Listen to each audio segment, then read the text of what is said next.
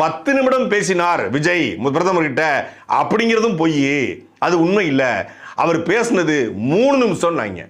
சரி 3 நிமிஷம் தான் உண்மையிலே பேசினாரா அப்படின்னு விசாரிச்சு பார்த்தா உள்ள போயிட்டு அவர் வெளியே வந்தார்ல அந்த டைமிங் தான் 3 நிமிஷம். உள்ளுக்குள்ள இருந்த நேரம், அதாவது விஜய் அவர்கள் பிரதமருடைய அலுவலகத்துக்கு போறாரு, இறங்கி உள்ள போறாரு, பிரதமர் இந்த அறைக்கு அந்த ஒரு ஹாலுக்கு போறாரு. அந்த ஹாலில் விஜய் அவர்களும் பிரதமரும் ஒன்றாக இருந்த நேரம், ஒன்றாக சந்தித்து கொண்ட நேரம் 1 நிமிடம் 19 நொடிகள்.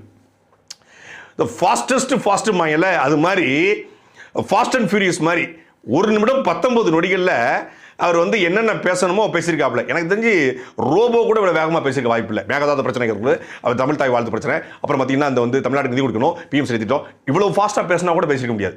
இதை விட ஃபாஸ்ட்டாக 2x வைப்பாங்கல்ல இந்த பொதுவாக யூடியூப்ல இன்ஸ்டாகிராமில் 2x ஸ்பீடில் 3x ஸ்பீடில் பேசினா கூட 1 நிமிடம் 19 நொடிகள் தமிழ்நாட்டுடைய ஒட்டுமொத்த பிரச்சனையும் பேசி தீர்க்க முடியாது.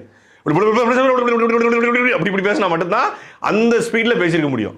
அப்போ இந்த 1 நிமிடம் 19 நொடிகளில் என்ன பேசினாங்கன்னு பார்த்தா அந்த 19 நொடிகள் பூங்கொத்து கொடுக்க அவர் எடுத்து அங்கே வைக்க, ஷால்வை போட அவர் எடுத்து அதை அங்கே வைக்க, கோப்புகள் கொடுக்க வைக்க, இதுக்கு ஒரு 19 நொடிகள் ஆயிருக்கு.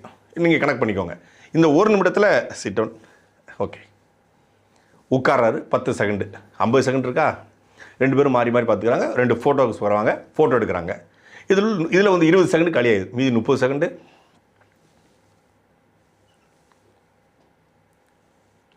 அவர் அங்கேருந்து ஆஃபீஸர், தமிழ்நாட்டு ஆஃபீஸரை பிஎம் பார்க்குறாரு, யார், மோடி பார்க்குறாரு.